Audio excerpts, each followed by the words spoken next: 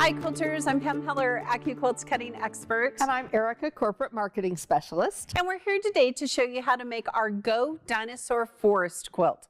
Now, we both have grandsons who will roar with delight to receive one of these quilts. Absolutely. So let's show you how easy it is to put this quilt together. Now, Erica, there are just so many things I love about this die and this project. Yes. First of all, Erica, it comes on that 6x12 die board. Yes. So it will fit in any of our Go cutters, including the Go Me. Absolutely. And don't forget, to make this baby quilt, you're also going to need the 6-inch cube and the companion angles, which also fit in all of our cutters.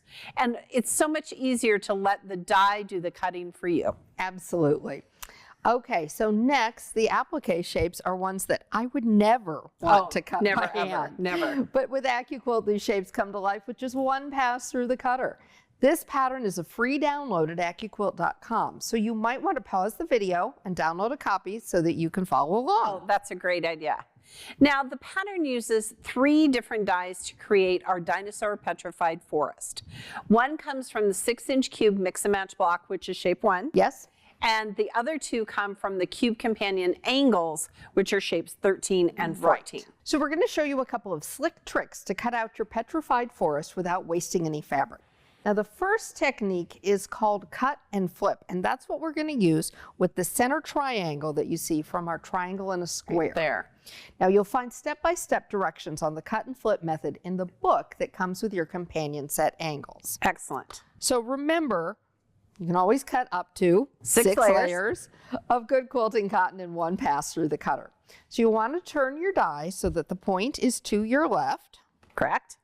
And then you want to measure so that you've got a 1/4 inch on either side and cut your width of fabric strip. Instead of fan folding our fabric back and forth, Which we usually do. we're just going to lay our strips facing up like this. Perfect. Now I have 6 layers here. Yep. And don't worry about this little tail. Right. There are no blades inside the cutter. Okay.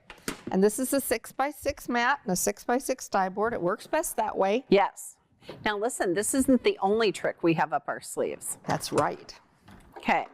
Okay. Now we're going to give that mat a little love. Static's kind of built up as it's gone through the cutter.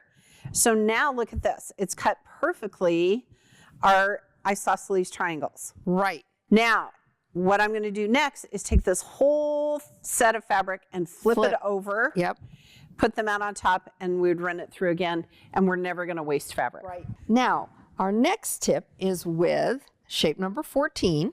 Now, this is going to create the sides for that triangle and the square.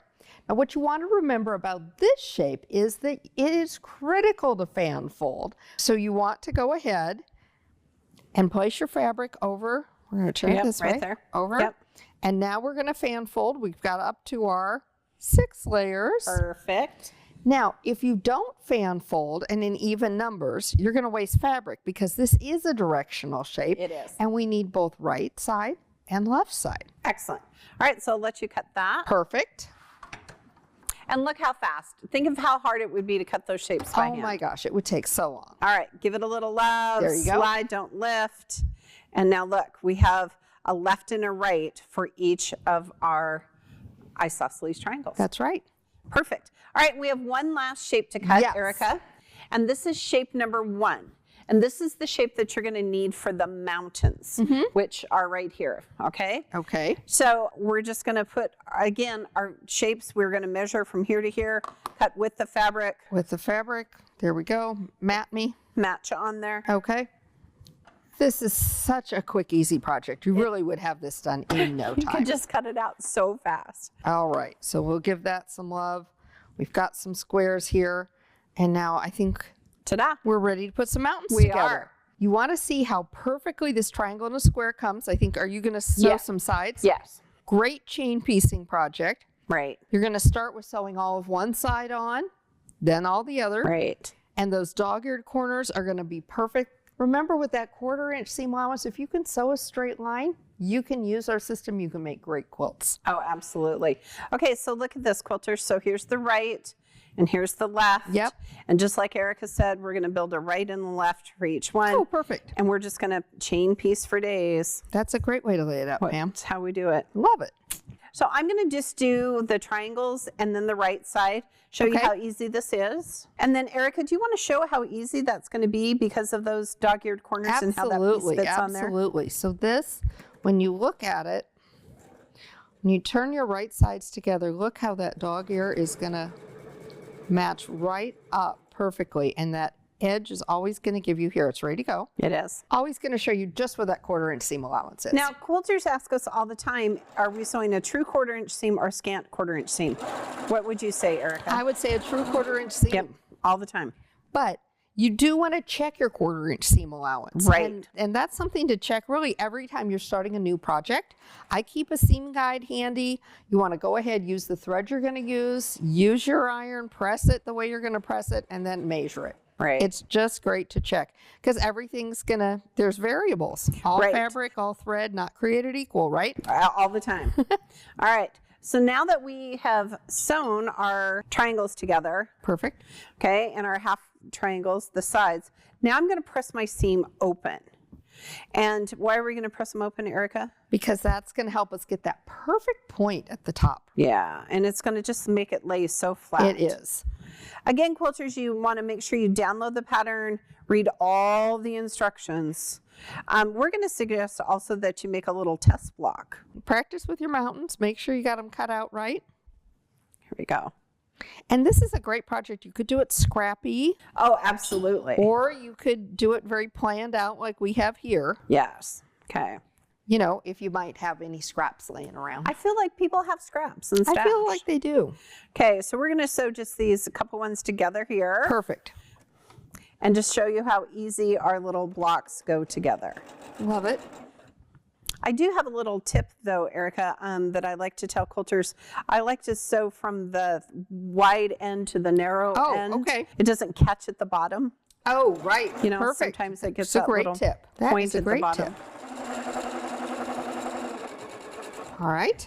So for each of these little rows, we've got 3 triangle and a square units. Right. And again, you could make as many rows as you wanted. You could make more than one row of mountains You can make all the mountains all together. all the time. So once you've got your mountains done, and Pam's going to press those out, Yep. then you're ready to go ahead and put that block together. And basically, you're making a 9 patch. Right. We've got 6 of our squares topped with 3 squares that are our mountains. Right. And the thing that you're going to create here, when we cut those squares and sew them together, is we want to press in opposite directions so they nest. Oh, because we love to nest our seams. Yeah. Absolutely. Okay. All Okay. right. So here's one of our little mountain shapes. Love So it. you would continue to make and follow the pattern. Okay. Works perfectly every time. Perfect. All right. So this new dinosaur die has 3 different dinosaur shapes on it. We've got a Stegosaurus, Yes. our T-Rex, Yes. and a Brachiosaurus. Right. There we Now, go. we would not attempt cutting these by hand. So what you'll want to do is go ahead and pre-fuse your fabric Right. before you cut. Be sure and cut that fusible as half a layer. That means you can cut up to 4 layers of pre-fused cotton. Right. Now, if you want your dinosaurs all facing the same direction, place your fabric all the same direction. Correct. Now, if you want some up and some down, Which is you're kind of gonna what we did place here. some of your fabric right side up and some of it right side down. Yeah. So look at this. So we've already pre-fused it, Yep. which answers the question, will it cut the paper in the fusible and the fabric? And the answer is yes. Yes, absolutely. Now, once you've cut your dinosaurs, you have a couple of options to finish them. First, you could use the free embroidery files available at AccuQuilt.com. We have 3 different stitches, a blanket stitch, a satin stitch, and a motif stitch. Yes. If you're going to use the embroidery files, I would suggest you do that now. On this particular block, you would add the dinosaurs before you sew your blocks Good together. idea. Okay? Good idea. And then here's a cute little sample of our dinosaurs with our motif stitch. So cute. So here's our cute little Stegosaurus, and it even does the eye. Love it. I love it. Love it. Okay, now if you don't have an embroidery machine, it's not a problem. You could finish these dinosaurs with any decorative stitch from your machine. You could use raw edge quilting, Yes. or you could just fuse them down and quilt over the top. There you go. So once you've got your top all put together and pressed, you'll go ahead and layer it with your batting and your backing. Right? Go ahead and pin or baste it and quilt it the way you want. Yes. Then you'll finish it off with binding, and don't forget to miter those corners. Download the pattern again. For this project, it's a free pattern. It is. And you can get the full directions at AccuQuilt.com. Remember, at AccuQuilt, we want to help you cut time so you can quilt more.